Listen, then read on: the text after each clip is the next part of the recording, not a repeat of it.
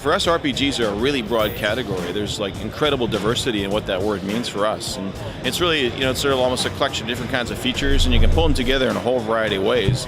The story and the customization, the character creation and choice with consequence of how your personal heroic journey unfolds. And so that meaningful story and the way it's delivered, like in a very cinematic way in Star Wars: The Old Republic, in a way similar to Mass Effect, for example, really it gives the players another reason to play. Like it's another reason, another thing that pulls you through the experience. And I think, both having played it, Ray and I are really happy with how it's turning out. And I mean, sometimes, when in an MMO, you're thinking about all the usual stuff like, hey, progression, fighting it out with other characters in PvP and all this stuff. But there's times literally when you're thinking about the story. Like, it's really an interesting experience, because up till now that hasn't been a fundamental part.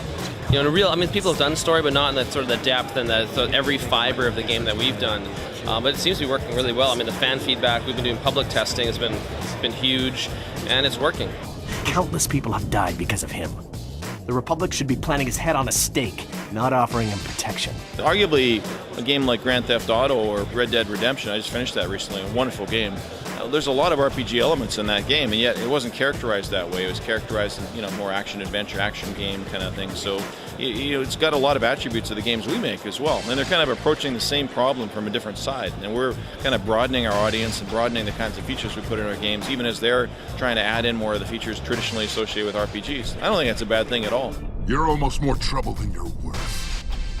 Let the hostages go, and maybe you'll live long enough to explain yourself to the Council. Creating an IP from scratch versus using a license is really the same thing. It's just kind of like, how long has it been in development? How many iterations has it gone through? What's the canon and how has it developed over time?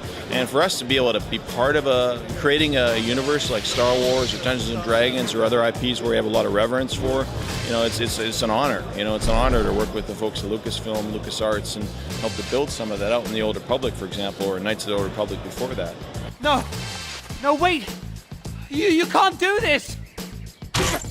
I think we enjoy the world of Dragon Age as an example of why, we wanted to create a new fantasy IP kind of from scratch, and our teams are enjoying that quite a bit right now. I mean, as much as we have reverence for D&D in the past, and we enjoy working on that a lot, I think right now for fantasy we're more focused on Dragon Age, and there's some other stuff we have in the pipe as well. It's a little bit different cut of that, but you never know what the future might bring.